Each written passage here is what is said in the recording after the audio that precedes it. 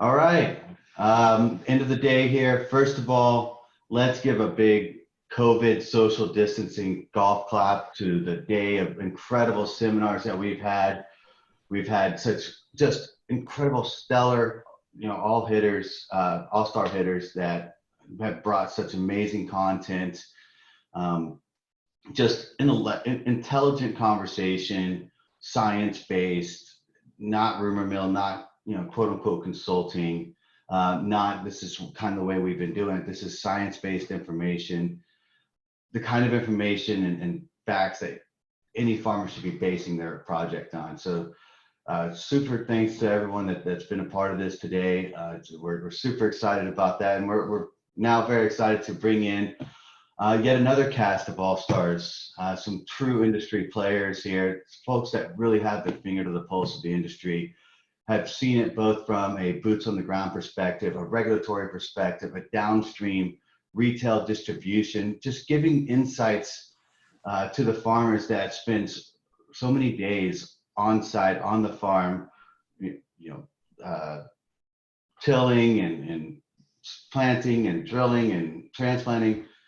To give them the insight to understand what's going on downstream, what's going on in a regulatory perspective, and maybe even what's going on from an international perspective. Here in this panel, we're going to have a bit of a fireside chat. This is not predetermined presentation. This is just a group of individuals, leaders in their own rights, in their own sectors of the industry, talking about the economics of the industry, what's going on and how to sell your product. I mean, in terms of what companies are buying, the sellability of it, what farmers could be looking for in order to get that done, what's going on with demand, how much should they be growing, what does this year look like, what does next year look like? These are the things that are important to farmers, and we're here to try to start having those conversations from a very grounded perspective. So with that, I'd like to start introducing our today's panel. This is a capstone panel. It's the State of the Union in Hemp for 2020. First of all, and in no particular order, I'd like to start introducing some of our folks. We've got Eric, and I'm gonna do a little bit of reading off the screen here just so I don't mess any of this up, y'all. We've got Ed Keating, co-founder and chief data officer of Cannabis Media.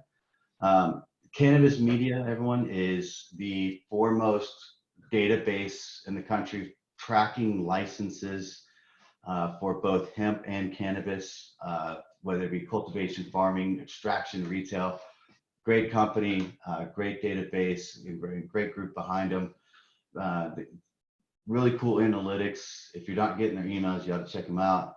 But Ed oversees all data research and government relation efforts, and has spent his entire career working with and advising information companies in the compliance space. Next up, we have Derek Thomas, VP of Business Development for Veritas Farms. Derek is a very accomplished hemp industry veteran and TEDx presenter with over a decade of business development and leadership experience in the cannabis space. And Veritas Farms is a vertically integrated agribusiness focused on the production of full spectrum hemp extracts with naturally occurring cannabinoids in Colorado. Veritas Farms is dedicated to growing the finest hemp and is accomplished by a special cultivation process combined with extensive quality control testing.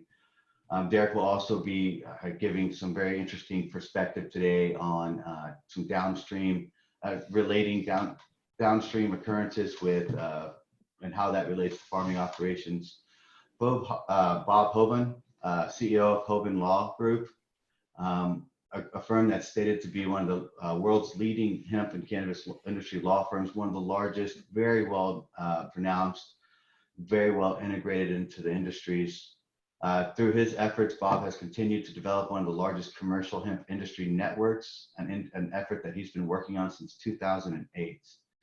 He's become laser focused in helping his business clients thrive in this burgeoning global industry, whether that be through his relationships or otherwise.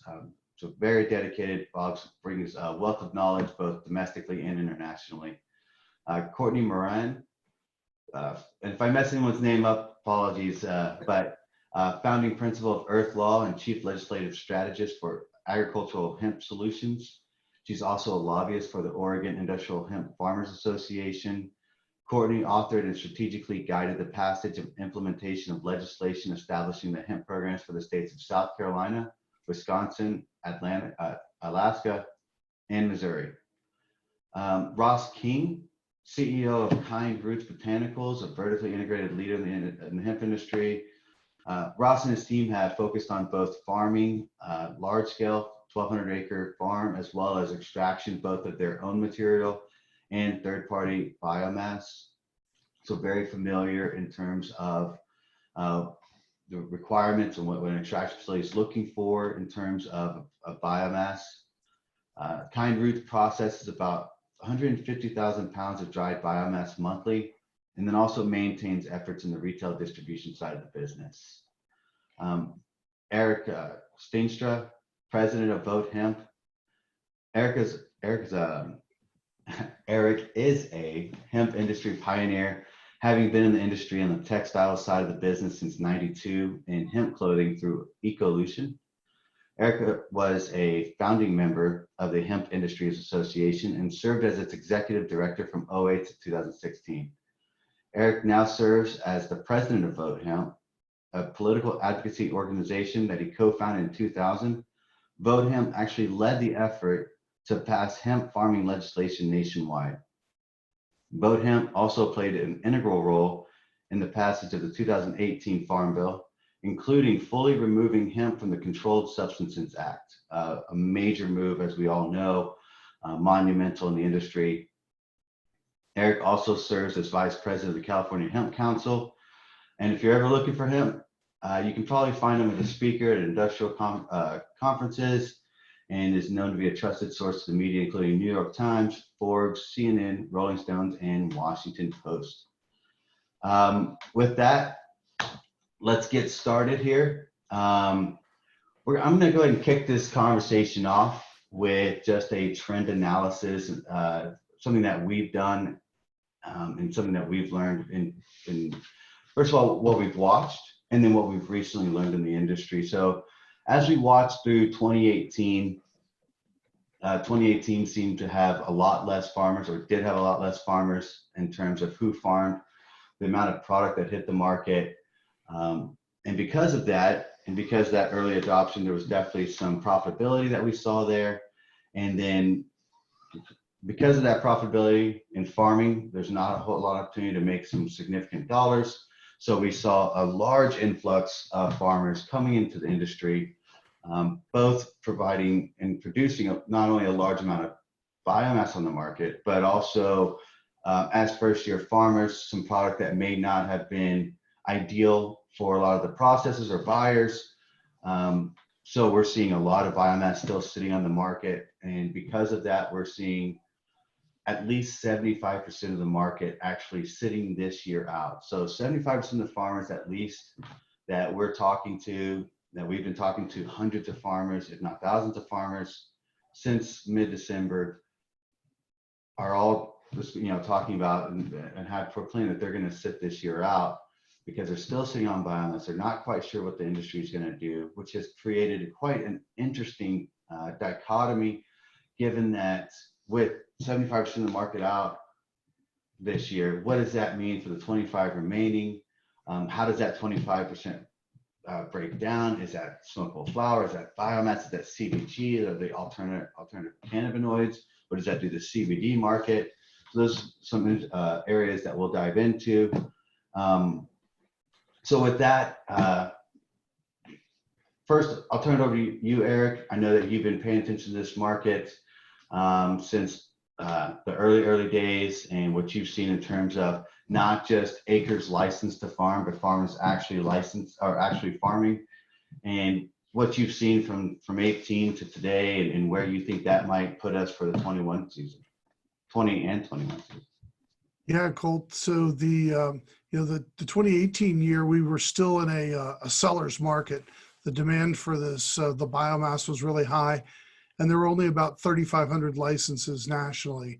And most of the farmers were able to sell their crop at a premium, and the word started really getting out. And of course, at the end of the year, we had the Farm Bill passed, and President Trump signed into law the new Farm Bill, and that created a lot of excitement. And then we had this huge rush of farmers. And from what I can, what I've sensed in the market, talking to farmers, a lot of farmers are struggling trying to make ends meet with what they've been doing, and they're looking for alternatives.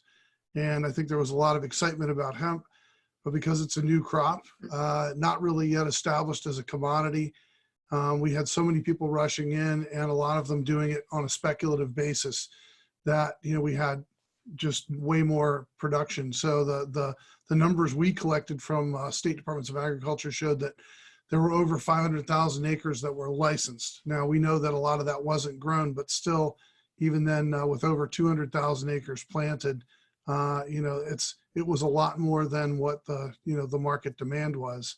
And between that and some of the policy things that happened, we had FDA come out and put out some statements that were really very unhelpful in the market, just as some of the bigger box retailers and more mainstream stores were looking at CBD products. And so it's kind of a perfect storm. We've had this, rush of production, and then some pullback in what could have been in the market. And so I think we saw, what's happened today, which is that these prices have just come way down. A lot of farmers are still holding,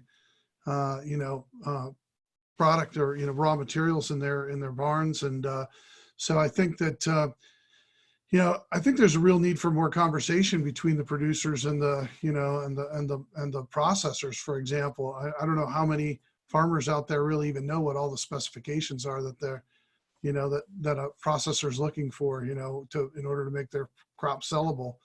And, I guess there's a difference in processors, and maybe there were some conversations about that earlier today, but I think that's one thing that really needs to happen. But then on the policy side, of course, USDA has now issued some interim final rule, and there's a lot of concerns with that.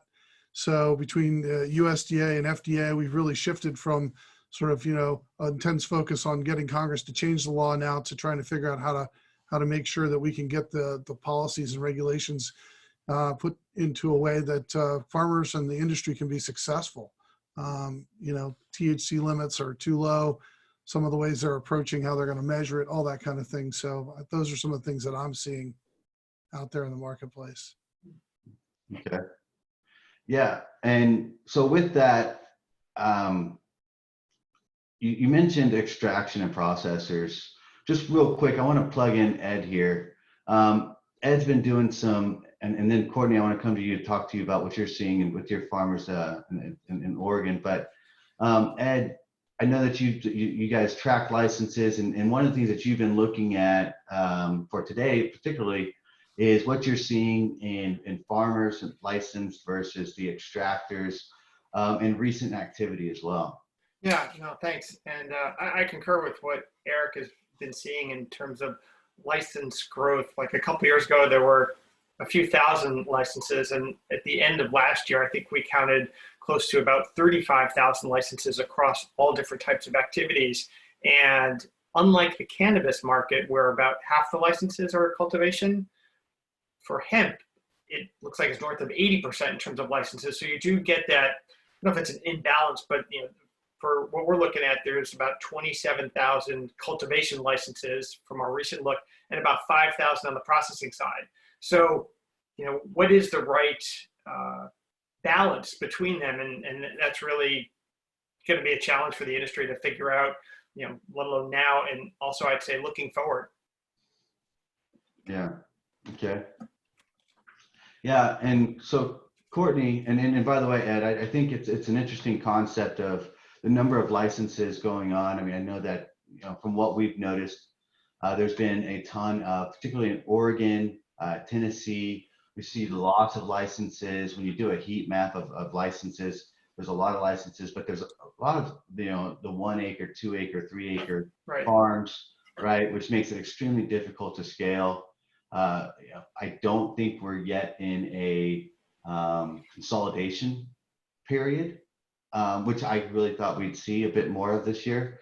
But it seems like we still have a whole lot of small farms. So I think that's interesting that we have Well, right. so many farmers. I was going to say, at one point that you made, when we discussed previously, is, what is the cost of licensure? And it's often not that expensive. Or your point that a grower can say, yeah, I'm going to process too, because it's just another checkbox on the application and a few more dollars of application. So it is an issue where the barrier to entry to say that you have a license is can be low. The other piece with licenses, and we see this a lot in cannabis out in California, somebody might get 200 licenses. It's the same license 200 times over, but we've seen that in hemp too. I think out in Oregon, there were a lot of cases where people got multiple licenses, but it was still one farm. So that can sometimes, skew the numbers, or especially, for the business you're in, to figure out how big an opportunity is this. Right. Yeah. Yeah. Speaking of Oregon, Courtney, I mean, I know that you guys have had some serious complications out there this past year. You guys had some weather issues. What are you seeing out there with your farmers in terms of sentiments going back in the ground this year? Yeah, there was a lot of difficulty last year, but we've been working really closely with our Department of Agriculture to continue to advance our program. And, some people did struggle. And so not everybody is planning to put seeds in the ground again this year. Right. And so I think people have, been thinking more about and planning more, what am I actually going to do? Am I prepared? Do I have enough labor? Do I know where this is going to be dry? Do I know where my crop is actually going to go? And so rather than just jumping in and putting a seed in the ground and then trying to figure it out later, I think a lot more folks are actually taking the time to plan in advance. Yeah. I know that's something that Bob, you've been kind of talking about a lot, is planning, and you too, Ross. And so, Bob, from your perspective, from what you're seeing with I know that you're working with a lot of farms as well. I mean, what's kind of been the trend that you've been noticing? I do agree that the number of acres planted or certainly registered will be down this year. We've seen a spike in the last 3 to 5 weeks with some of our larger farming clients and some of our seed company clients, where people are recognizing that the grain market that has most recently been supplied by either the Canadians or the Chinese, that market is down. And the borders are effectively closed. You can't spend money on a Canadian farmer if you're a US-based company that needs it and reliably expect that plant material can enter into the United States.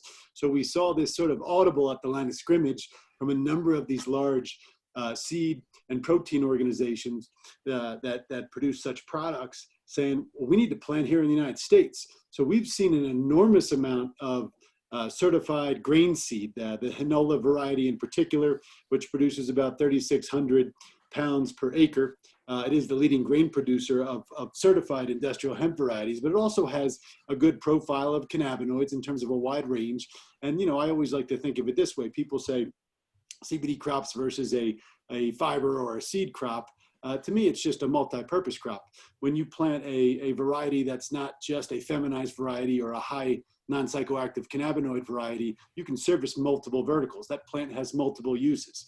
So with the disruption of our food market on a worldwide scale, we don't know how impacted that will be. We won't know for some time, but the tea leaves would seem to indicate that the meat market, if you will, the meat market will be interrupted in some part, which can be supplemented by the additional use of plant-based grains, which produce high volumes of protein. We saw that trend with proteins coming from plants prior to COVID.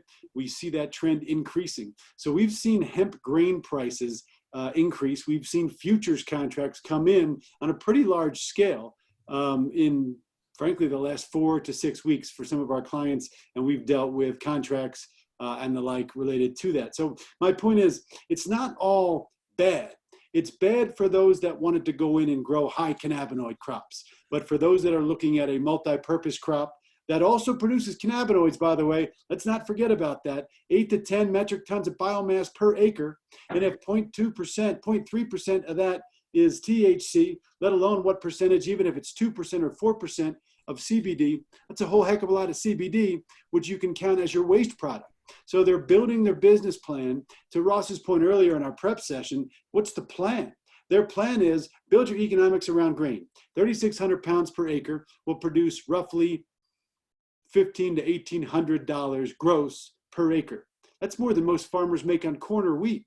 So why do they think that the slot machine strikes it rich every single time you pull it, and that growing high CBD varieties is the only way to make money in this industry? I don't know. But I think we'll see an impact. I just don't think it's going to be as negative of a thing as possible.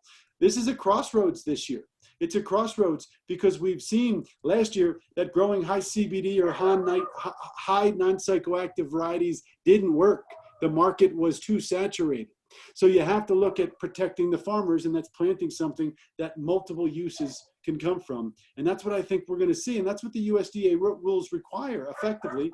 So in sum, the crossroads is, do the farmers adapt to the regs and the market, or do we have to force the regs to adapt to what the farmers want to do, which already didn't work, which the market didn't support?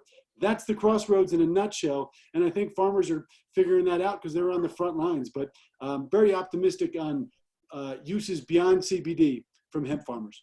Yeah. So, and it's an interesting concept, right? When we talk about saturation, we talk about saturation from a cannabinoid perspective. But then when you talk about all these, so many farmers that want to grow for fiber, for example, that infrastructure simply doesn't exist yet for processing and in terms of adoption, right? Hempcrete is a great idea, right? It's obviously shown itself to work, but where is the architect or the engineer that's going to risk their career on building a skyscraper out of hempcrete because it seems like a cool idea? I think that we've got a long way to go in adoption. I think that saturation is an issue to some degree. I think really that we're dealing with not just saturation there, but we're also dealing with bottlenecks. And then we're also dealing with bottlenecks there. We're dealing with quality of product. But yeah, I think the grain industry is an interesting one to say that, I think it's a tough stretch to say that it's the way that we need to go immediately. I do think that we need to increase that, right? Just as you said, there's obviously an existing demand that's coming down the pike because of closed borders and all these other things. So I think that's an interesting insight and opportunity. So that's something that needs to be explored. As we continue to develop both the infrastructure. But Colt, for a second, does a farmer have to plant the crop that only does one thing? That just seems silly. That's not how agriculture works. But here's how I'm something that you can do multiple things with, and I think that's what we're going to see this shift of this year, and that's the best for the farmers. Yeah, that's the stability that they require. Yeah, and I couldn't agree with you more. The one thing that this year, I think it's going to be too early for that for two reasons. One is finding and sourcing appropriate genetics and cultivars for these multi-crops. So we know of a few Italian-based genetics that are decent multi-crops, but we're still working. Family saying hi. But we're still working on developing those quality genetics. We're still, even with cannabinoids being as prominent they are, we're still working on the stability of those cultivars. So developing these multi-crops that work well. And then also when you're harvesting and bifurcating between the various crop sources or crop types, properly harvesting and processing. So I think that this year may be a little bit early on the multi-crop, but I do agree that that's what's coming down the pipe. So looking at that, let's turn gears just a hair. Derek, I wanted to ask you, with your exposure and understanding, and you guys are vertically integrated, looking at what you guys are seeing in terms of distribution. I mean, what does demand look like when we talk about not just growing for CBD? I mean, Bob makes an incredible point there, and he's not wrong. So, but if you are growing for cannabinoids, what does that demand look like? What are you guys seeing at a retail level? And what does that look like from a big box perspective, and what kind of big boxes are you guys seeing? Sure. I think if you would have framed that same question a couple of years ago, we would have been at the time when the assumption was demand that would be a lot greater than it is now. A big piece of that is regulatory related. The other big piece of it is both education for the consumer, as well as the slow adoption by chain retail, which I think Eric alluded to briefly, and we're speaking about now as well. And it's certainly, the FDA came out mid last year with some opinions and some some pieces that alluded to, kind of a disfavorable view of CBD.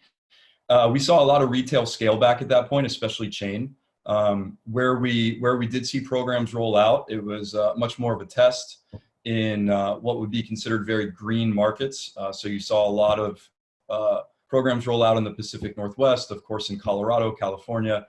And the very challenging part, especially for those programs, was that they were all topical based. E-commerce and the independent retail is really where this category grew out of. I mean, if you go back a decade, you could find these products in almost every state in smoke shops and places like that. And consumers are. Oh, hey, you went on mute. There you go. Sorry about that. It's probably the most common phrase of the COVID period, right? But what I was saying was, this really started in independent retail, and consumers gravitated towards ingestibles, tinctures and capsules, and of course the vaping, which we don't do, because there's a lot more efficacy and a lot more uses out of them. The retailers, primarily due to FDA opinion, only felt comfortable rolling out topical programs, which for us, when we look at our e-commerce portion of our business, that's a considerably smaller portion in our product portfolio. So, the retail was really hampered by a few different key factors. FDA regulation, the retailer's hesitancy to roll out really strong programs, and then of course, the obfuscation that occurs in consumer education. Yeah. And what are you guys seeing? So we keep hearing about alternative cannabinoids, CBG, CBN, CBC. Everyone's wondering what they should plant. Should they plant something besides CBD? What are you guys seeing in terms of distribution and consumer awareness of the alternative cannabinoids? Yeah, it's really interesting. I would say the buzzwords started to arise at the beginning of last year. So you started to see, an article about CBG or CBN or some of the minor cannabinoids, and that, kind of created the buzz. This year, you're starting to see some products. I've seen quite a few CBN sleep-oriented products. You're seeing some CBG isolate products. I think it's way too early to tell where demand is going to drive those specific cannabinoid products. My guess would be that farmers who grew high CBG or high CBN strains, it will mirror similarly to the CBD strains that we talked about over the past couple of years, the trends there, very high one year. So I think this year, we see CBN and CBG going anywhere from $12,000 to $8,000 a kilo. So I think that if you were in it this past year, you probably did okay, but you might see that same flood into growing those types of varieties this year. And unfortunately, the demand probably isn't there yet. I think Bob really hit the nail on the head when he talked about these multi-varietal strains. Unfortunately, I'm not sure if the cultivars are quite there yet, but I do think that there's a lot of opportunity for strains that at least have a solid ratio, a balanced ratio of CBN, CBG, CBD, and the minor cannabinoids. I think that would be a safe bet. And I think, especially that's what we're looking for. We're looking to amplify. We want to keep our current strains or the varieties up. You in on mute? We just want to amplify the amounts of other cannabinoids in our current, in our current products. Yeah. And on that topic, are you guys seeing, what about organic? I mean, everyone's talking about being organic. I mean, is it a feel-good thing? Is there a premium there? What does that look like? Organic, yeah, this is Eric. I think there's a huge premium, for example, on the grain side. For example, prices on organic grain right now are in the $1.15 to $1.25 a pound versus conventional at around 50 cents maybe. And then I'm hearing the same thing on the biomass. I mean, we're seeing some brands that are coming out with organic now. And I think that when people are putting these tinctures into their body, highly concentrated, organic is something that has a real appeal, to know that it's free of some of the, things that you would find in non-organic certified products, heavy metals or pesticides, that kind of thing. So I think there is a premium for organic. Yeah. Yeah. And Derek, at a retail level, on the cannabinoids, what does that look like? Are you guys getting premium on so organic grain? That's actually an incredible point. That's actually something I hadn't actually thought about. But on the tincture side of the cannabinoid side, what does that look like on organic? Yeah, I think there's always a strong premium on any organic certification, especially when you're putting something in your body.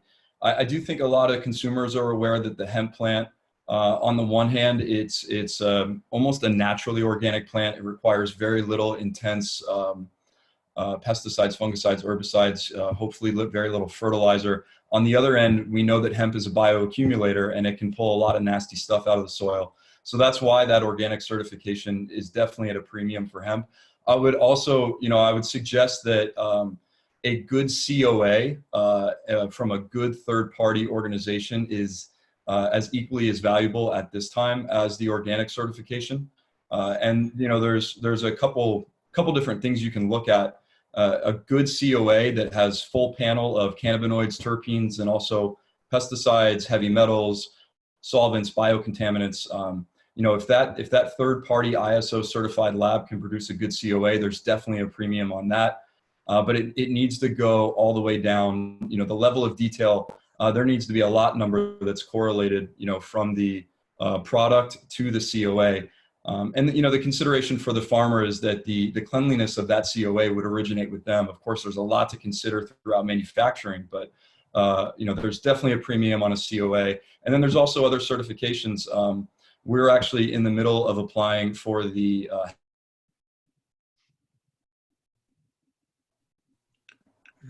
sorry about that. We're in the middle of applying for the Hemp Authority seal, which is a very highly regarded third-party seal, which I'm sure Eric could actually speak more about as well.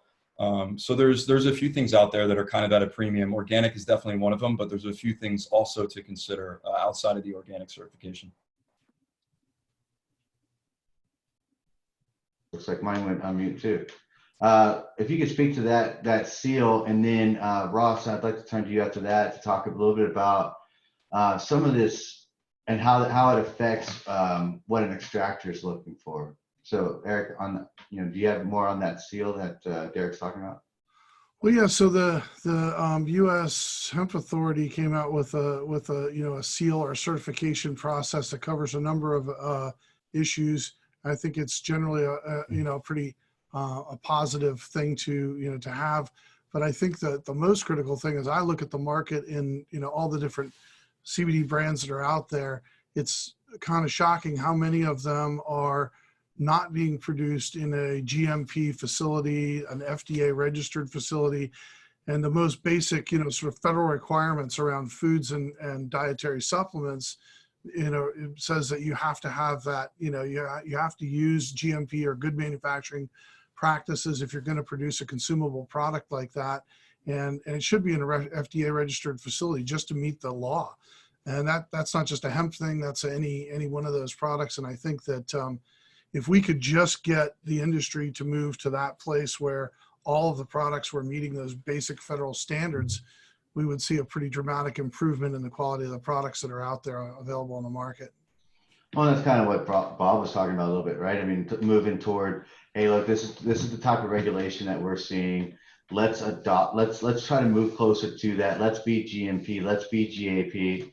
Let's have these seals, and then let's be doing this right so that the regulatory bodies can get much more comfortable with what we're doing here in this industry much faster. And instead of fighting it, just understanding where they're coming from. Other industries have to be GMP. Other industries have to be GAP. We're not immune to that, and we need to be falling in line with that and getting a lot more progress a lot faster. So I know that's something that Bob can speak to a little bit more. But right fast, Bob, before we go into that, I do want to make sure we don't skip over. Ross, I want to talk a little bit about what you guys as an extractor are looking for in terms of, these certifications mean something. They talk about what's in the product. And so what kind of problems are you guys running into as farmers are bringing you biomass, and what you're having to deal with, and what some guidance maybe that you would give to farmers in terms of, if you want to sell your product, this is what it needs to look like? First of all, I would want to address one thing regarding Bob's comment about a multi-variety strain. I agree, because in our extraction facility, we'll bring in hundreds of thousands of pounds of biomass and we extract the oil. we still have hundreds of thousands of pounds of biomass. And what we're supposed to be growing a crop that's sustainable for the earth, yet after we're done extracting the oil, it goes right back into some, field or into some containing area, and it's worthless. It's very unfortunate that we can't figure out a way to use that spent biomass in an effective, efficient manner.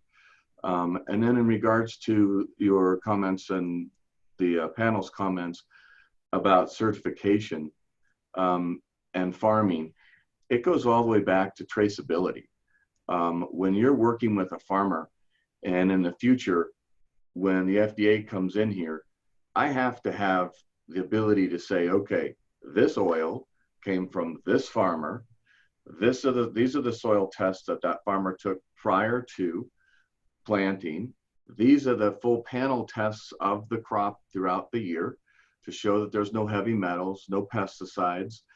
And I have to keep all that information on my inventory management control system, which I have a custom software program that we designed to track everything. Then we have to keep a sample of both biomass that came in and the oil that was produced, whether it's crude oil or full spectrum distillate. Each one of those tiny little samples has to be stored in a vault for at least 5 years. So if there's any product liability issue, I can go back to the farmer, and they can come back, they'll come to me first, and then I have to go back to the farmer, and I have to show the full panel tests and all that information that's related to that particular batch that we've created from their biomass. So speaking to the biomass that arrives at our location, I typically ask for a sample to be shipped to me first with the COA, with the full panel COA.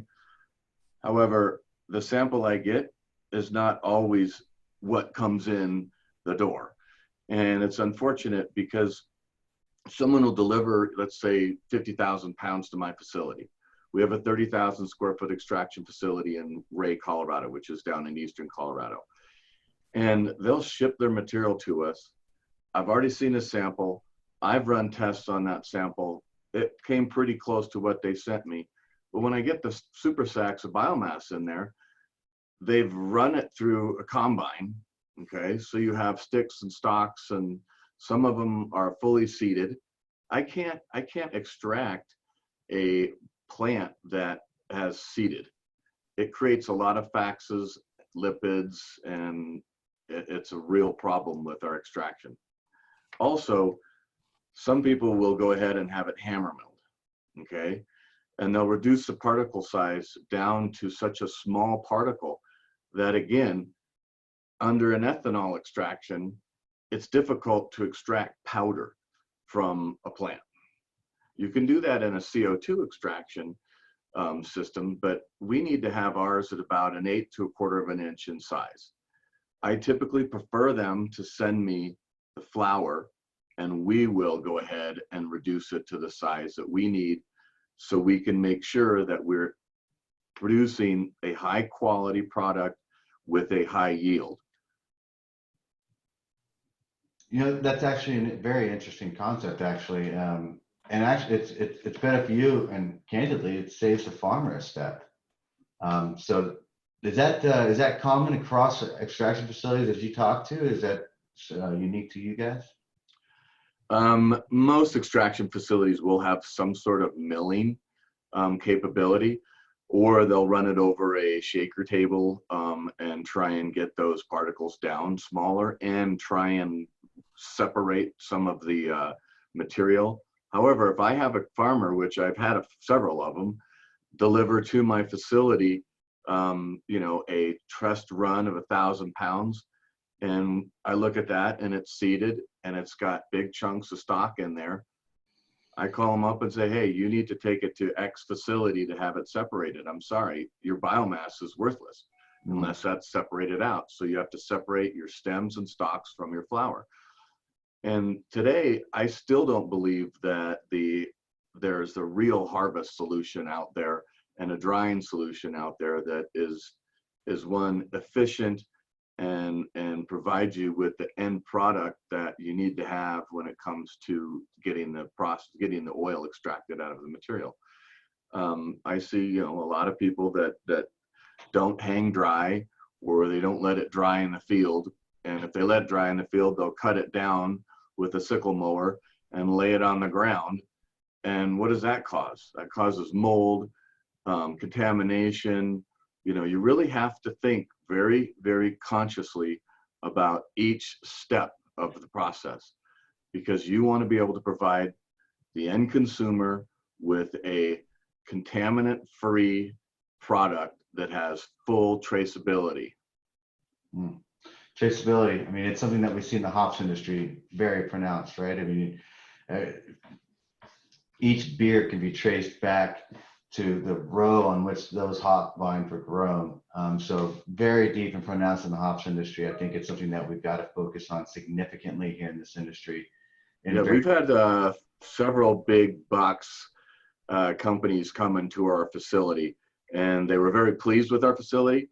We're in the process of getting our GPM. We are FDA registered. We're registered with the Colorado Department of Health. We started from the very beginning with the mindset that, look, I don't want to have to make any changes in the future. So let's build this thing world-class from the get-go. So our facility is, I mean, we're talking, you know, I've gotten comments that we're in the top 3%. We're not huge. We're a 30,000 square foot facility, but it's very clean. And it's very important that you put those processes in place, like our customized software program, so we can trace every single one of these plants. But these big corporations are asking for that exact thing you said. Where does the plant come from? What they want, each one of those, they want the 100 acres to be chopped up like a chess table. And so they can say that plant came from this section. This plant came from that section, over here, over there.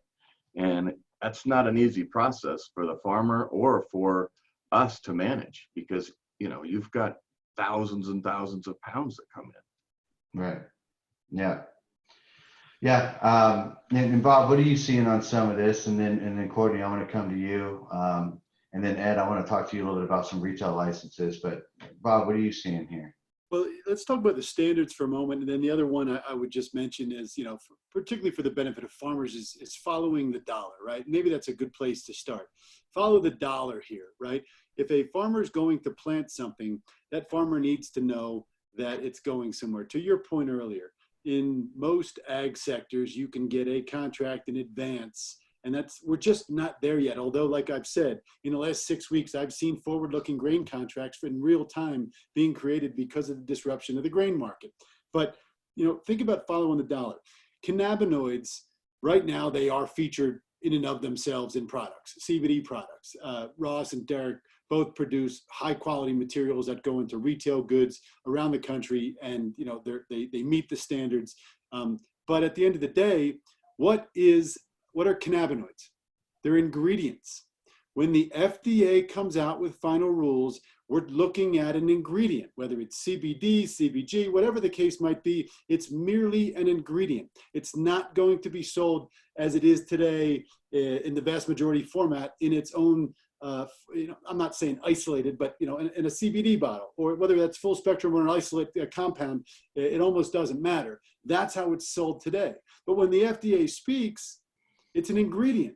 It's an ingredient today that will become further entrenched as an ingredient when the FDA's rules come down. So that's what the industry needs to get its mind around. So how can you have an ingredient marketplace when you don't have distribution or a desire for those ingredients? Certainly there's a desire. Every beverage company in the world, frankly, wants to have a beverage with CBD in it. But the vast majority are holding off right now because they're waiting for the FDA or similar rules to happen. But when that happens, you're going to see those added in as an ingredient in a variety of beverages and all kinds of products available for human consumption. So to get there, you need distribution. So there's no distribution right now except online, cosmetics in most brick and mortar stores that are mainstream here in the United States, regional health food stores, dispensaries, a different market, but still one that's too big to ignore, small, but too big to ignore in terms of a distribution system. So if you don't have buyers buying products with this as an ingredient, and you don't have producers demanding it as an ingredient, then don't plant just a crop that can use CBD. And by the way, what's the most expensive by weight? The most valuable part of the hemp plant in the marketplace right now is terpenes. Nobody even talks about the terpenes. So terpenes, look at that. Nobody's out there selling individual terpenes on the shelf to consumers. It is properly situated already because as an ingredient or as an additive. And then you look at the grain side of things, and to your point, Colt, the fiber market is there, but there's not decortication on a big enough basis, close enough to the farmers to really create value. It's just not worth the cost of shipping material across the country to a decorticator in North Carolina, for example. So that's following the dollar, and the dollar would suggest right now that grain is king, cannabinoids are second, and that's for farmers, not for the retail market or the processing market, for farmers. And then we had that glut last year prove that that sort of doesn't work. Now, look at the standards. As Ross was pointing out, standards, this is the bare minimum. This is par for the course. And if you don't apply those standards now, they're out there. We don't need the U.S. Hemp Roundtable or the Hemp Authority to come up with standards for us. They're very helpful, and it applies those standards to hemp, and it provides a great deal of guidance in a very positive way to the industry. But the standards exist, guys. This is a food and a supplement. Those standards have always existed. Just because the FDA doesn't come out and say, you need to abide by these standards when you produce CBD and hemp derivatives, doesn't mean that they don't apply. So if you're not applying those standards voluntarily, to Ross's point, going out and getting the GMP certification, to your point, making sure that GAP certification comes out of a field. If you don't have those things, you're not even doing the bare minimum. Now this echoes what happened in the nutraceuticals industry in the early 90s before the DSHEA Act created basically the rules for supplements. Because supplements were going to be outlawed if it weren't for someone out of Utah, Senator Orrin Hatch, who effectively, cradled this issue and created a self-regulated entity. But those rules do exist. And if you look at what happened in the nutraceutical industry before DSHEA, there are companies that are flashes in the pan. They want to sell a bunch of product. They don't care about quality. They just want to put it on a label, and they don't go out and get the certifications. So that percentage of our industry will come and go. But if you want to make it when the FDA rules come out, you better avail yourself of those standards now. Each state has food and safety regulatory standards for every facility. You better go out and get those. You can't just produce it in a facility that you might have great equipment, but it doesn't have those standards applied, or else you're going to get rolled when the FDA rules come out. And that is something that I'd love to hear other people's takes on, because I've got mixed feelings on this. Everybody's sitting back saying, oh, the FDA rules come out, and when they do, which probably almost guaranteed now will not be till the end of 2021, anything permanent, until when they come out, it's all going to be easier for us because stores are going to take our product without asking. Well, not if you don't have the standards. And by the way, when the FDA rules come out, guess what that is? That's a big, giant green light for big business who already has extraction equipment, who already has processing facilities, who already has contracts with farmers that could pivot and grow as much hemp as they need. So it's not all rosy with the FDA rules. And that's something I'd love, anybody else's take on, because I have mixed feelings. We have a large group of clients that simply aren't going to make it, but you can't predict that with certainty. And you want to help them get the certifications and position them for post-FDA regulation. But at the same time, the market's going to weed these folks out, no pun intended.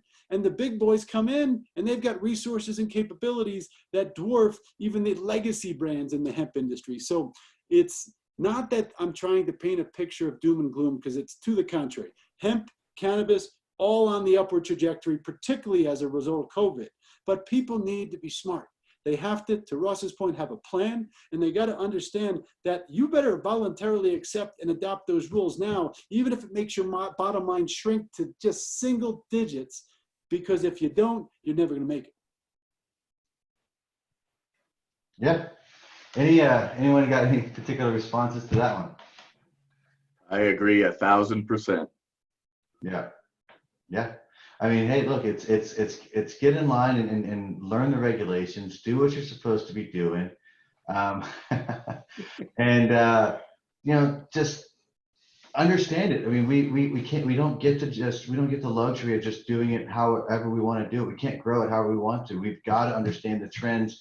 And that's part of what we're doing here in this panel, right? We're trying to help explain the trends, what's going on, these things that Bob's talking about, that Eric's talking about, Derek's talking about, that Courtney, everyone's talking about. It's so important that we give and provide the insights so that everyone can get in line and make some money while there's money to be made. You know, getting out there and just cowboying this thing and wildcatting, it's just not gonna end well. Yeah. Colt, I'm noticing that we got a few questions here. I was wondering if maybe could address at least one of them here. Yeah, of course. On the Native American participation.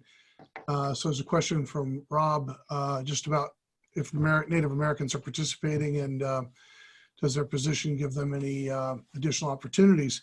Rob, it's important to note that there's quite a few tribes that have approved plans with the USDA. Tribal inclusion in the 2018 Farm Bill was something that we fought for, Vote Hemp fought for, to make sure that they were included, because they kind of got left out of the first Farm Bill. And so there's quite a few tribes that are actually have plans in place and are growing, and they do have that right to work directly with USDA, and they don't have to, they can have their own separate plan from the state. And so I think there are some real opportunities for tribes to participate here, as long as they have, good agricultural land and expertise on how to grow. They can really do something with it. Yeah. And then this next question, does everyone know what the questions are? The Q&A, click at the bottom. There's a question here about compliance. It says compliance is a primary concern for most manufacturers and retailers, partly due to the lack of regulations. Since Chinese and U.S. companies are adulterating COAs and COG certs, are there any quality control audits that are currently being considered for supply chains? Well, from my perspective, like I said, I'd go back to it's just not true that there aren't regulations. There are regulations that apply to every food and supplement produced in the world. Use those standards. Don't wait for the government to tell you that you need to follow those standards. They apply because it's the baseline minimum that you owe it to your consumers. And when the FDA comes out, they'll put a tweak on those rules and regulations that are specific to industrial hemp, because they're very concerned about the obvious, and that is the psychoactive compound, or perhaps compounds, as we're learning, within the industrial hemp plant as those terpenes and cannabinoids work together. So the standards, what I'm trying to suggest, they do exist. We're not waiting for anything. You're availing yourself of those now, and you're building out your structure and your infrastructure and your relationship with retailers now, so that they know that they can rely on you in the future. And are there control audits? I mean, to get GMP certification, or even just to have GMP consultants come out to your facility, even if they don't certify you, is an enormous minimum requirement that would go towards quality control audits. But then again, maybe some other folks have some specific, monikers or different lists or specific hemp-based identifications that they could get for their products that are meaningful in the marketplace. I'm not aware of any that have, gained mainstream attention. One thing I think, Bob, that I'd mention that I think I don't know that there's a clear way to certify which would be U.S. grown. That's certainly something we believe strongly in. Obviously, we want to see the American industry grow, and I don't know whether there's a way to, to show that. I mean, anybody can put a claim on their product, but whether or not there's a certification about U.S. grown hemp versus something that was imported from China or wherever. Eric, I think that is fantastic, and I think that that is something that our trade orgs and I know that you've pushed for that we really need to put prominently, because this was a conversation Colt you and I had in a prep session earlier today, and that is what about America Hemp? America Hemp's not just important for the United States and supplying our companies and supplying our citizens with wellness products and food products, but it's also revered around the world. I mean, before Mexico pushed things on pause, they were importing and registering only United States-based products.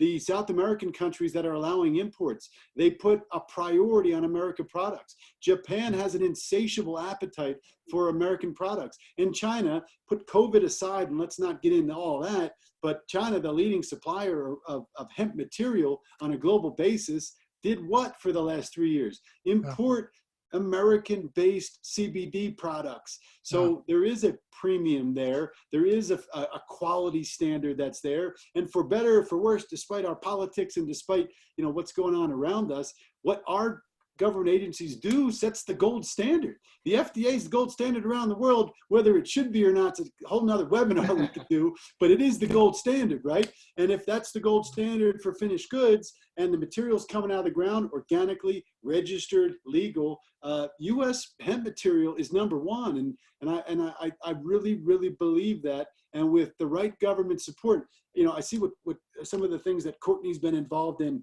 and I admire and respect that so much, sort of taking this COVID scenario and putting those up front and saying, let's donate, let's sort of have a Hemp for Victory campaign during the COVID times with hemp material.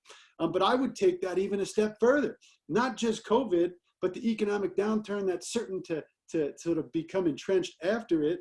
This is our way out. Did you see the Costa Rican president the other day, last Tuesday, out of the blue, said that we are going to use cannabis, hemp, to get us out of this economic doldrum. That came out of nowhere. We're seeing Mexico enact their policies quicker than they ordinarily would because they want to see that. Colombia just issued a quick knee-jerk domestic market to capitalize on the same thing. This is an economic driver, and it's so beneficial, as you know. And if American hemp's number one, let's go. We need our, you know, Eric, this is your area of expertise. You get those politicians in DC fired up, and Courtney, you get them fired up. This is what needs to bring us out of this. It's industrial hemp produced in the United States of America to the highest standards of quality with the best players and the best genetics around the world. That's what we're recognized to be. You know, we just need to put it on the table and go for it. It's a great point. Yeah, no, I love it. Yeah, Courtney, you've been brought up a couple times. You know, let's talk a little bit about what you're seeing out there and some of the efforts that you've been focusing on. Yeah, I mean, I want to bring it back to just what Bob's been saying. You know, we're special because we're hemp, but we're not special because we're hemp, right? We're waiting on these FDA rules specifically for hemp-derived cannabinoids and CBD, but he's right. The rules are already in place for foods, beverages, dietary supplements, etc. And the industry has to realize that, you know, there already are rules in place that need to be followed. And yes, we have to go out and get specific registrations and licenses because we are hemp and verify what we're cultivating, etc. But there are already rules in place and regulations in place that these businesses need to be following. You know, for, you know, example, like a simple food safety license. I mean, I know businesses that, you know, they think they're hemp, they get a hemp registration and they're like, oh, I have my one registration, that's all that I have to have. And no, you really have to think, what business am I in and what regulations have been laid out for those businesses? And you still have to make sure that you're complying with all of those. And then Ross, I was really grateful that you brought up the importance of traceability, because it's important not only for ensuring that we have very high quality products and that, you know, we're complying with the general FDA standards, but also to verify that this is actually hemp. You know, I mean, I'm still getting seizure cases, you know, all the time because of the confusion between hemp and marijuana. I mean, I have 2 cases that came up literally over the last 2 days. And so it's so important for companies to be, you know, verifying, having those COAs, knowing exactly where the material came from, verifying with their farms. And so it's just really important that you're keeping that documentation. So Ross, I was really glad that you brought up how important it is and what your company's been doing to do so. Courtney, I just want to add on to your point about different licenses. In my small state of Connecticut here, for people in the hemp industry, they can get up to 3 licenses. And the interesting part is they're managed by 2 different regulators. So you really do need to know your way around. Like, you can grow and you can process, that's the Department of Agriculture. But if you want to make hemp consumables, that's the Department of Consumer Protection. So it is important to understand how those all interrelate. Yeah, great point, Ed. Great point. And so, you know, one of the, you know, the things that Bob was talking about is, you know, American hemp. And so, right, we've been in this crisis, and it's a global crisis, right? And we've seen things like this happen before. And I don't know if any of you have seen the Hemp for Victory video back from 1942. It was a propaganda film produced by the USDA encouraging farmers all over the country to grow hemp for the war effort. And the result was hundreds of thousands of acres of hemp grown for the war effort. The hemp was used to supply the military to make parachutes and uniforms and rigging for our ships. And So Vicente Cedarberg and I have teamed up with the nonprofit Friends of Hemp, and we have put together a social initiative campaign, and it's called Hemp for Our Future. And we're having our official launch next week, Tuesday, on National Nurses Day. And what it is, it's a coalition to bring the hemp industry together and get hemp businesses to start donating hemp-based products to organizations around the country. You know, we've already facilitated some donations to local food banks, to homeless shelters, to nurses unions. And so stay tuned for Tuesday, because we'll have our official launch. We have a whole video just like the 1942 video. And I really encourage, you know, folks to get involved. And I think that, you know, it's important to not only, you know, provide these donations, you know, to help people during this crisis right now, but like Bob said, to continue to facilitate the advancement of our industry, because this is an incredible opportunity for us. You know, we've overcome these base regulatory hurdles. Hemp is finally legal, right? After 80 years, after all the advocacy that we have all put in to achieve that legalization and the clarification, you know, we're still not really getting the respect that we deserve as an agricultural commodity. These interim final rules have come out. They're very restrictive with a lot of DEA oversight. They're not really supporting the farmer in the way that I believe that they should be supported. And I know that, you know, folks like Eric and myself and a lot of other organizations are still continuing to lead advocacy efforts and lobbying efforts on the federal level to work that out. But we do have an opportunity here, right? Hemp is finally legal. This is our first production season under the 2018 Farm Bill rules. And whether your state's operating under the 2014 rules or the 2018 Farm Bill rules, we really have an opportunity to show the world what this plant can do. You know, we did it back in 1942, we can do it again. And I'm really glad that there's been a lot of talk, not only about cannabinoid production, but about grain production and future fiber production. Because I know that the manufacturers out there, they've been working really hard, and, you know, the farmers have seen the economic opportunities with cannabinoids over the past couple of years. And, you know, we've seen the downturn of that over the last year and a half. But you know, this plant can do so many amazing, wonderful things for all of us and for the earth itself. And I'm really excited to see farmers really start incorporating it as a rotational crop, growing grain and fiber, and really making all of these amazing products that we know that it can make. Yeah. Well, you know, speaking of these products, one of the questions we had come in is it's just talking about flower. Smokable flower, where we're seeing the market at. Obviously, biomass has been an issue.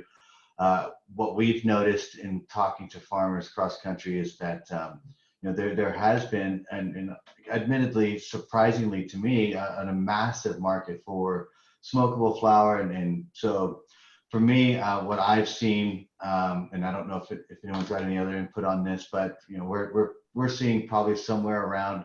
The range is basically $100 to $200 a pound is basically what we're seeing. There's outliers on either side of that. You're seeing the 75, you're seeing the 250, maybe 300. But basically, just to answer the question, what we're seeing immediately, short term, is we're seeing about $100, $200 a pound. What does it mean from a mid and long term?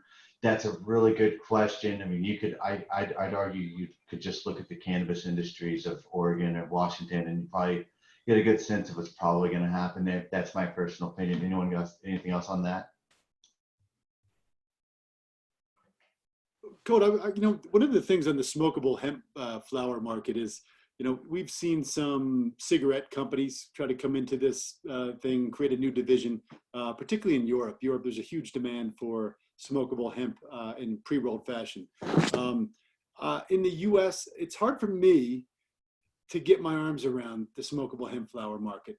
Several clients make good money, as you described, off of it. There is a demand for it. But is it something that is niche to markets that don't have lawful marijuana? And it's kind of like the light cheat, you know, or is it's like the Diet Coke versus the Coke, or is it something that is sustainable? Is it much more than the clove cigarette market, for example, which has been around forever, but, you know, never really, you know, rattled any cages, nor did it make anybody, you know, very wealthy. So I have a hard time getting my arms around that market because it seems inconsistent unless, to your point, you're attached to folks that have that existing demand. So, you know, I guess in looking at this from a farming perspective, and today's seminars have been extremely informative to me, and thank you really for inviting me and putting this all on. I still don't know whether farmers should consider planting smokable hemp, because I don't know how to describe the consistency of that marketplace. Because is it tobacco companies? Is it niche markets where they don't have legal marijuana? I don't know. What are your thoughts, or what do you see on that? Because I think that's important for farmers to know. Well, I think I'd take a little bit different viewpoint on this. I've seen, well, for example, one significant use that we've seen with the smokable flower is for smoking cessation. A lot of people have enjoyed to use that as an alternative to tobacco. It certainly seems to be healthier by all indications than smoking tobacco. But if you look at it, if you think about it in the regular, in the cannabis market, you've got all these different delivery methods. You've got edibles, you've got, vapes, you've got smokables. And to me, it seems like maybe a lot of people like to take a tincture or whatever, but it's another delivery method. And for some people, it's very immediate. It immediately takes effect, into the bloodstream. And some people who are trying to get the effects of CBD can still do that. I'm not saying that should be promoted as maybe the main way to do it, but I think there is potential, and I think it could be bigger than cloves. I know what you're saying. The cloves market is a kind of a niche market in the cigarette space, smoking space or whatever, but I don't know if we figured out yet exactly where it's going to go, but I don't think we should give up on it yet and maybe, discard it. Hard to say, but I think the biggest problem we've had with it is the fact that it hasn't been regulated, right? And you've had people sort of selling flour in jars, just in open baggies or whatever. We need to kind of get into a regulated product that people can smoke. And I think probably most people want that anyways. I think some people do like to roll their own, so to speak, but a lot of people who are going to want to smoke that would prefer just to, pull it out of a package and have something, that's a known quantity. And what's the end product? Is it clean flour? Is it just ground up biomass with terpenes added back in for flavor, for smoke? I mean, we see all of these different sectors. I'm not picking one or saying one's better than the other, although it would seem like a natural flour would most closely resemble, to your point, what consumers want. Yeah. So we've got some amount of access to the distribution markets. And actually what we're seeing is some of the biggest proponents of the smokable hemp flower are those that are heavy in cannabis use. Those folks who really enjoy the cannabis smoke, but don't want that psychoactive effect at that particular moment. Or those that are really trying to get away from the tobacco, they want to get away from smoking. It's a really good alternative for them. And that's where we're seeing really heavy use is cannabis smokers and as well as tobacco smokers. And what we're also seeing is it's really become popular in terms of that type of a nightcap almost.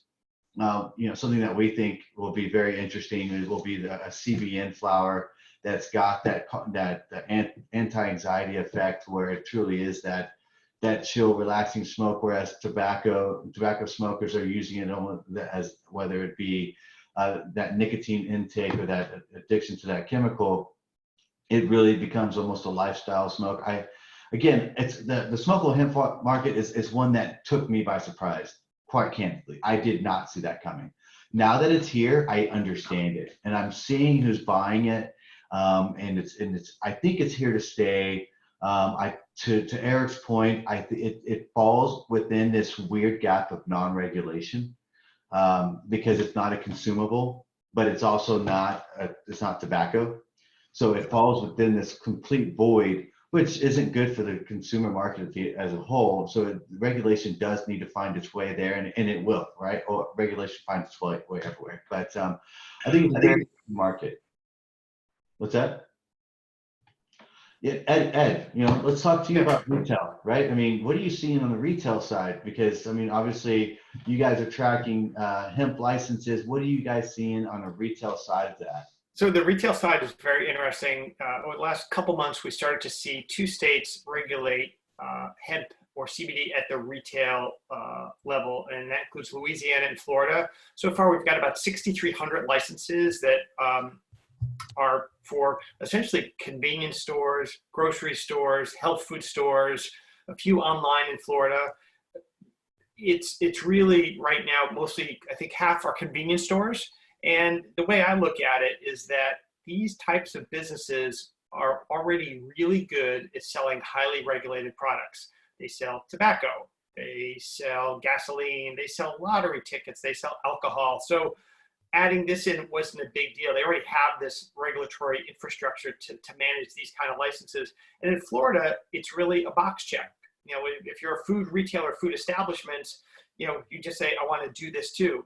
And Florida has also gone, the Department of Ag has also gone to make sure that, you know, one step behind that, sort of the people who are processing, you know, CBD can put it into food. So the one most interesting one that we found was Haley's Gator Meat in Florida has a CBD license to make CBD infused gator meat. So you heard it here first. I don't know if it tastes like chicken, but I'm sure there'll be more to follow Haley. That's it was interesting there. Yeah. I just wanted to pop in really quick and let you guys know that you have several questions waiting for you in Q&A, and you're coming up to the end of your time. So I know that you probably want to address some of the attendees' questions on there, so you might want to take a quick look. All right, let's throw one here. We've got, and thank you very much, Kim, for keeping us on point. Regarding retail products, cooking with CBD, at some point infused CBD, olive oil, vegetable oil, butter, etc., will be as available in your supermarket as other cooking products. I'm going to put this one over to Derek. Derek, you guys are, if I remember correctly, you guys are in Winn-Dixie right now. So what does that look like, and how would you relate that to this question?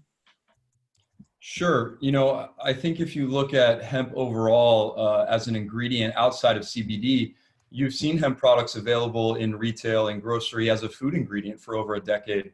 You've been able to get hemp protein or hemp seeds at Whole Foods, you know, for quite a number of years. So it's only the natural progression that this other version of hemp ingredient, CBD and other cannabinoids, will become a cooking ingredient as well. You've seen it a lot, you know, especially in kind of the Instagram influencer type of worlds. A lot of the cannabis subculture has already embraced this. Snoop Dogg and Martha Stewart have a cooking show together. So if that doesn't kind of let you know where we're heading. And then you've also seen a lot of CBD and MJ brands try and partner with big hospitality groups, whether it's for on-premise consumption or whether it's for unique formulations. Unmuted. And new, you know, cocktails and food. We've even seen Michelin star chefs come in and do different tasting menus at restaurants, New York, Florida, LA. So yeah, this is absolutely on the trend. But again, to go back to regulation, before you see it put into other food ingredients, the regulation has to be rounded out, because at least for us at this time, you know, we're not able to add it into an olive oil or, you know, things like that. We would not make it onto any retail shelf. We're just not there yet. And Colt, I would play devil's advocate a little bit on some of the regulatory conversation we were having before. Everything that was said was true. The onus and the expectation should be on the company, the organization, to act appropriately. But I think the inverse side of that is that it's the lack of regulation that is creating the opportunity for organizations to act inappropriately, for them to take advantage of the situation. Nowhere is this more clear than the Amazon marketplace. I would say that Amazon daily in their business practices are deconstructing the hard work that this entire panel is doing. So I think that until we do have better regulations, it's going to create the space for bad actors to continue to hold the category back. Yeah, and I kind of think that's where we're at, right? I mean, I think everyone on the panel is kind of talking about everyone getting to regulation and even before the regulation exists, getting to a point where we're following standards that are in other industries and other products or crops or whatever. Do it now. Why are we waiting, right? There's no point. Yeah. And I'd like to add to that, Colt, because you guys are absolutely right. You know, the reason Veritas has had success in retail is because we, from day one, we operated with that framework, that we would act above board. We could look at other industries and see how they were regulated and take the best approach. So if you want to be successful in the long term, that's the only way to operate. So you're absolutely right. Yeah. And Derek, to add, it's not only about the regulations, it's about the enforcement. That's been the biggest problem, right? The only enforcement has been about marketing and health claims. It hasn't been, you know, really focused on anything else. And that's been a major problem, which has been allowing these bad actors to continue to operate. Yeah, that's a great point to add to. And I think the other little nuanced point to consider is that a lack of federal regulation has enabled a lot of states to take it on themselves. And we were just talking about Florida, for example, and thank God they came out with their rework, because the first bill that they launched really would have hampered us as a consumer-facing brand. They wanted us to make measurements about our THC count and compare it to the dry weight of the plant when we're selling a consumer good. So there were, in the lack of federal regulation, some of the state regulators now, they're almost boxing themselves out of, or boxing us out of their market, because if we have to make a label specifically for Florida, well, then we're probably just not going to sell in Florida at this time. Now, as I said, they make good on that legislation, but that's just another issue that this creates, is now states are taking it upon themselves. And of course, states aren't talking to other states, and we need a national marketplace, not a state-by-state marketplace. Awesome. So we are here toward the end of it. What I'd like to do is, obviously, this is the American Hemp Farming Expo, right? So we're talking to farmers, we're providing advice, we're giving inspiration, giving them insight. So let's go just down the road here, and each person kind of give their kind of final thoughts and kind of put a bow on and what their perspective is, what their insight, what their gifts of wisdom could be for our farmers. And keeping that focused on both, really today, right? We've got the 2020 season. It's May. We're in planting season. It's, we plant in May, June. So what does that look like? What do those words of advisement look like and guidance? And then, this season, and then probably at most next season. So, Bob, let's start with you. I'd look at two things.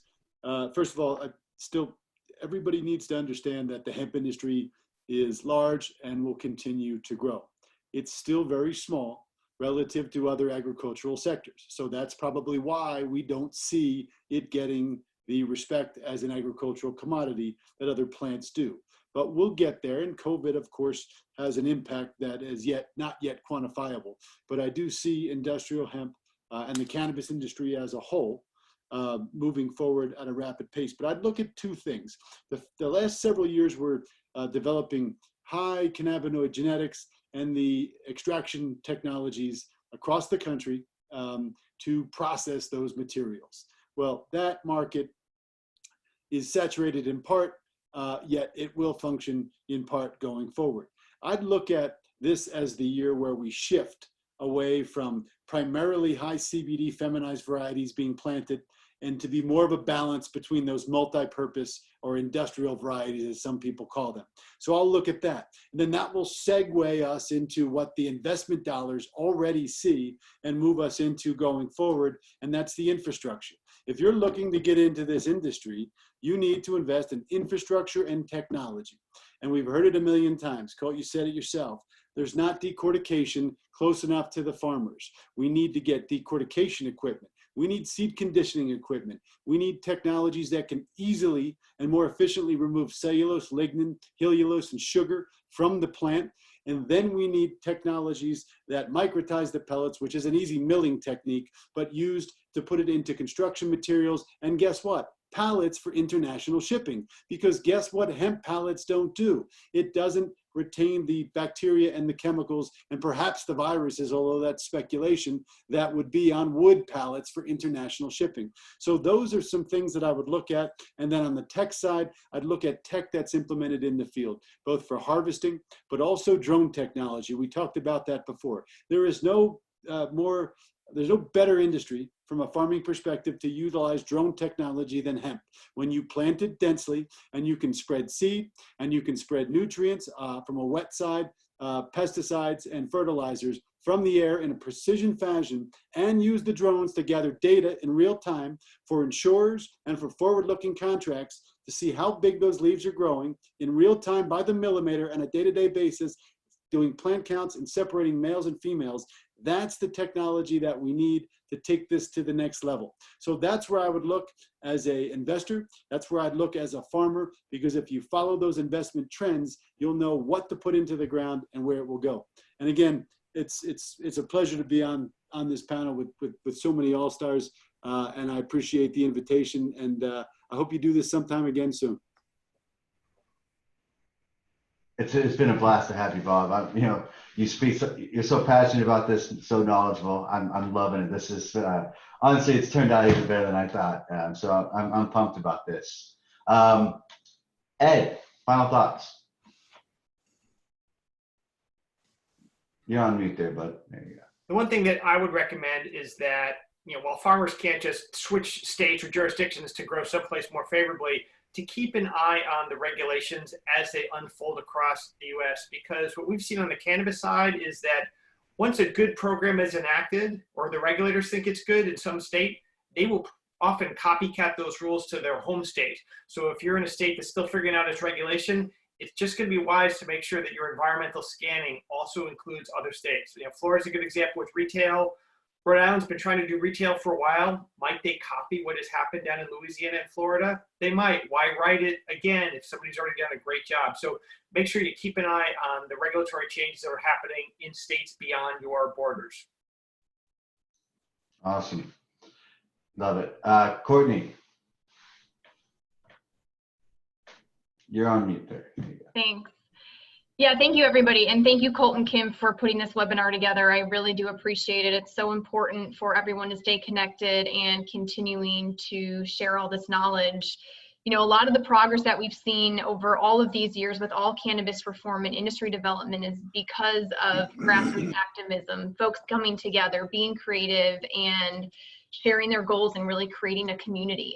And we've been talking about, it's so important to follow the regulations, because one bad actor leads to bad regulations and more restrictive regulations. And if you don't like those regulations, you have to take action. Join your state hemp associations like the Oregon Industrial Hemp Farmers Associations, support the national organizations, join and support federal lobbying efforts like the campaign I'm launching with Agricultural Hemp Solutions. Hemp is legal and the future is very bright, but our work is not done. And we have a very long way to go with federal regulations in creating freedom and the respect that we deserve as an agricultural commodity. We have a lot of room to grow with our domestic infrastructure development. And we really just cannot sit back. This is our opportunity to really set our industry on a solid path forward, to really support everyone that has built the industry to date, and to see what we really want this to look like going forward. We are stronger together. And I will just say, if your company is in a place that you can start providing donations to help support those that have been impacted by the current crisis, please check out friendsofhemp.org, and we will be having that official launch next week, Tuesday. Awesome. Thank you. Thank you. Yep. No, it's going to be an interesting industry. There's so much to get back to. And it's given us so much. Any chance to get back? Absolutely. Ross. I would say that the most important thing that the farmer can do is plan and plan and plan and plan. Know exactly what you're trying to accomplish, and build a team internally that's solid, and build an external team that you're confident that they have the capabilities to do what they say they can do, that they're 100% transparent, and that they have a good track record. Building that team prior to planting that seed is critical, in my opinion. And a lot of people in the past, as I said before, they put seeds in the ground and it was a field of dreams, and they didn't have any plan in place, and it was a disaster. So I want to thank the entire panel. Great group, and I've learned a great deal, and I really appreciate it, Colt. Thank you. Amen. Thanks for joining us. It's been a lot of fun. Derek, final thoughts. It's challenging going last on final thoughts because the panel has taken up all the good ones. Oh, you're not last. We still got Eric. Oh shoot. Well, Eric, I'll try and leave some for you then. But no, I think to mirror, what a lot of the panelists said, there's going to be challenges as with any new category as it comes to fruition. But there's a lot of really good people in the space. There are a lot of creative people, a lot of people willing to help, consult. We certainly do. And I think the other good piece of this is, if you were a farmer and you were asking me 3 or 4 years ago, I think you would have a much more challenging road, even though there was a lot of money to be made. But 3 or 4 years later, where we're at now, there's a lot of opportunity, and I would stress strongly, as Ross was just saying, due diligence, vet any external organization in your downstream that you're looking to partner with. Now a lot of organizations in the hemp space, they should have a successful track record that you should be able to follow up on and verify. So I would strongly suggest that. There's a lot of good people that have come into the space, but unfortunately not all the bad ones have been weeded out yet. So due diligence, vet. And Colt, thank you so much for putting this together. A phenomenal panel, great conversation, and I'd be happy to participate in anything in the future. We'll be doing it again. I've not had enough. I mean, there's just so much awesome information from this panel. And Eric, you want to go ahead and finish us off here? Final thoughts for farmers for 2020 season and so maybe 2021. Yeah, a lot of great recommendations here from the panel. This has been a great panel. I guess my final piece would be just for farmers to really to speak up and use your voice. I know that there were 20 close to 20,000 people that grew hemp last year. If we could get all those voices, there's legislation in Congress that is pending that could help us right now. Colin Peterson has a bill that would fix this FDA thing and regulate that, require FDA to regulate the hemp as a dietary supplement, for example. With USDA, we need to use our voices there as well. USDA has been pretty receptive, but we need to be, the squeaky wheel here to get what we want. There's a lot yet that we aren't accessing that other commodities have access to. We're looking to fight to try to get hemp included as a specialty crop, for example, or to get hemp, included into commodity purchases so that hemp can be fed to school children for, healthy school meals. There's a lot of room here for us to grow this thing. So I would just say, we provide tools on our website, Vote Hemp does, that allows you to help stay in touch with what's happening and to reach out to your legislator and tell them, that this is an issue that's really important to you and that you want to see them pay attention to that. We do have some good advocates in Congress that are looking out for us, but I think we need to have a louder voice and we need more activity. So I would encourage all the farmers out there to get connected.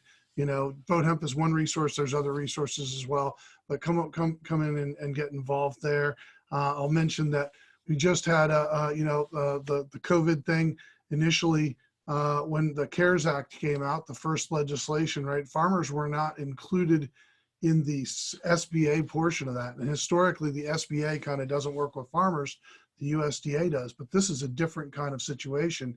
And we helped to coordinate a group of organizations. Most of the national trade groups around hemp came together on this. We sent a letter to the SBA urging them to include farmers, specifically hemp farmers, obviously. And we were one of a few other voices that were out there pushing for that. And we were successful. In the second round, they did include farmers into this, and farmers have been able to apply for the PPP and some of the programs that weren't already accessible. So those are the kinds of things. I just think that's where we got to really use our voice and be, advocates for our cause here. Yeah, love it. And it's just a good and amazing example of everything that's being done for hemp farmers behind the scenes that they have no idea. The advocacy, the efforts, the associations, the co-ops, everyone working in tandem to really do what's best for the hemp farmer. I know, and this is a message directed to hemp farmers across this country, I know there's been ups, I know there's been downs. And there really have been, and there will continue to be. There always, as there is with any other commodity. but stay informed. Just one of the purposes of bringing all these amazing speakers together. I mean, this is truly an incredible room, and I'm so excited that everyone got to come together and talk about this. And we're going to continue to do this because education and information are those two components that are going to really help us thrive and help us make good decisions, whether it's talking about which cannabinoids to grow, or whether it's going to Bob's point of making sure that we're doing multi-crops in grain and understanding what types of things are happening, not just from a microeconomic, but from a macroeconomic, understanding what's going on internationally and what those effects are on the US American hemp market. And we're going to work on continuing to bring that information to everyone so that farmers on the ground can make decisions that's going to make sense for them financially. Because if farmers lose, the whole industry loses. So with that, everyone, all the attendees, thank you so much for attending this. We're so honored to have you all of our speakers, our panelists here. Thank you all so much for giving your time, giving your information, giving your wisdom and your guidance. It means so much to the entire industry. We need that. We need the access to that information, because that information without decisions without information are worthless, right? That's a losing battle. That's a losing concept any day of the week. So, and thank you to all of our speakers all day today and all the amazing information that you've been giving. That wisdom, that's an insight into agronomy and integrated pest management, genetic selection, farming cannabinoids, transplants versus direct sell, all of it, everyone and anyone I might have left out, harvesting. Thank you, everyone, so much. And until you hear from us again, keep farming, stay safe, and we'll talk to all of you very, very soon. Thank you. Thanks again, Colt. Great job. Thanks, everybody. Thanks, everyone. Thank you. Thanks, everybody. Okay.